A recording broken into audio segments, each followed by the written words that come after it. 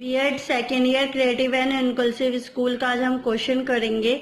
Right the types of assistive device. जो types होते हैं असिस्टिव डिवाइस के कौन कौन से होते हैं। There are various in the disability of the handicapped children. जो हमारे जो डिसेबिलिटीज वाले बच्चे देखे जाते हैं वो हैंडीकैप्ड होते हैं। उन्हें किस किस कोई जो होता है मेंटल डिसेबल होता है, कोई फिजिकल डिसेबल होता है, कोई ऑर्थोपेडिक डिसेबल होता है।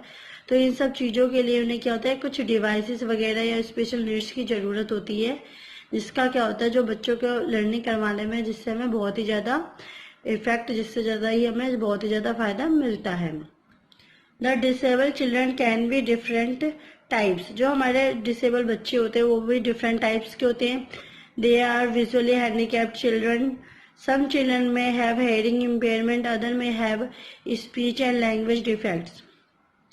इसमें क्या होता है, कुछ जो बच्चे होते हैं जो विजुअल हैंडीकैप्ड होते हैं, कुछ होते हैं जिन्हें सुनाई नहीं देता, और कुछ होते हैं जिन्हें बोलने या फिर लैंग्वेज समझने में भी प्रॉब्लम होती है। और भी देखें तो मेंटल डिसेबिलिटीज वाले हो गए, और जिन्हें मतलब जो हेयरिंग इम्पेयरमेंट होता है वो भी टाइप्स होते हैं। उसमें भी उन्हें कुछ बच्चों को पूरी तरीके से नहीं सुनाई देता, कुछ को आधा सुनाई देता, आधा नहीं सुनाई देता, कुछ को कम या ज्यादा सुनाई देता है। वो सारे बच्चे इसी में ही आते हैं।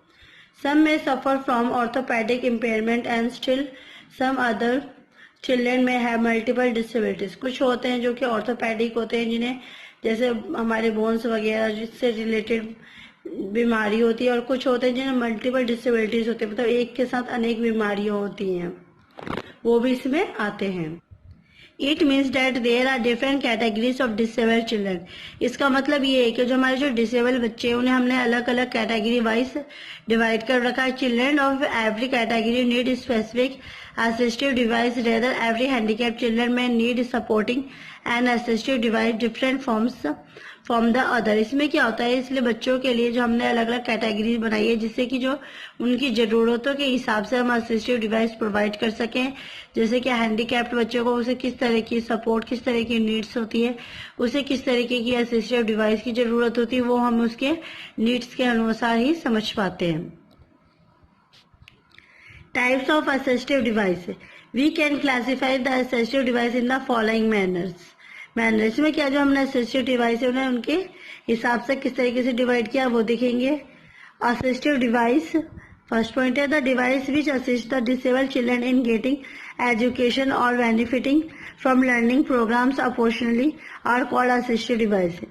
असिस्टिव डिवाइस वो डिवाइस से होता है जिसमें जो हम डिसेबल बच्चे होते हैं उन्हें एजुकेशन प्राप्त करवाने के लिए, उन्हें उस एजुकेशन के साथ साथ उन्हें जो उनके लर्निंग प्रोग्राम्स है उसमें भी बेनिफिट प्रोवाइड करवाते हैं, जिससे कि जो बच्चा होता है वो इजीली लर्निंग कर सके। उसी डिवाइस को हम असिस्टिव डिवाइस कहते हैं। फॉर एग्जाम्पल के तौर पे अ लो विजन चाइल्ड में नीड स्पेशल मैग्नीफाइड ग्लास और बुक्स विद बोल्ड प्रिंट। इसमें क्या होता है, एग्जाम्पल के तौर पे लेंगे, जैसे एक लो विजन पर्सन है, लो विजन चाइल्ड है, उसके लिए क्या होता है, हमें जरूरत होगी कि जो मोटे कांच का चश्मा होता है जिसमें क्या होता है पावरफुल होता है, जिससे कि जो बच्चे है वो छोटे अक्षरों को भी बड़े बड़े अक्षरों में देख सके। मैग्नीफाइड ग्लास की यूज होती है। यहाँ तक कि जो हम बुक्स यूज करते हैं वो भी बड़े शब्दों के, बोल्ड अक्षरों के यूज करते हैं, जिससे बच्चे इजिली समझ सके, पढ़ सके। अब ब्लाइंड लर्नर्स में need braille books, braille slate and stylus. इसमें क्या होता है, जो हमारे ब्लाइंड बच्चे होते हैं, जो अंधे बच्चे होते हैं, उनके लिए जरूरत होती है ब्राइल बुक्स की, ब्राइल स्लेट की और स्टाइलस की। Braille sheet and abacus for learning mathematics, और ब्राइल शीट की भी जरूरत होती है, और जो एबेस्कस की भी हम यूज करते हैं, जिससे जो बच्चे होते हैं मैथमेटिक्स की लर्निंग करने में उन्हें जरूरत होती है, जिससे वो इजिली कर सकते हैं। Similarly a hearing impaired child may stand in need of hearing aids और एम्पलीफायर।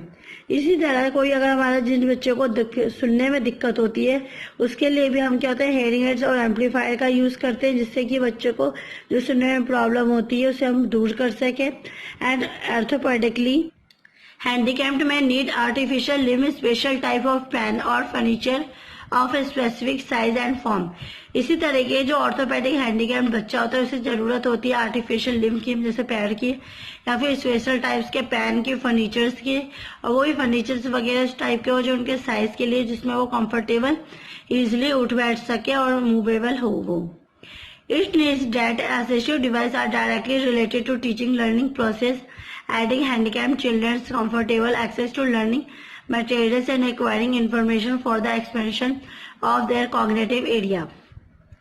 इसका मतलब ये है कि जो हमारे असिस्टिव डिवाइस वो डिवाइस होते हैं जो कि हमारे डायरेक्टली रिलेटेड होते हैं, जो हमारे हैंडीकैप्ड बच्चे होते हैं, जिससे हम इजीली अच्छे तरीके से स्पेशल नीड्स की तरीके से जो लर्निंग करवा सके, जो टीचर है वो भी बच्चों को इजीली समझ सके, उन्हें समझा सके और उनके लिए तरह तरह के एड्स वगैरह यूज कर सके और कंफर्टेबल इस तरीके से उन्हें एजुकेशन लर्निंग करवाई जा सके जो कि उनके लिए कंफर्टेबल हो।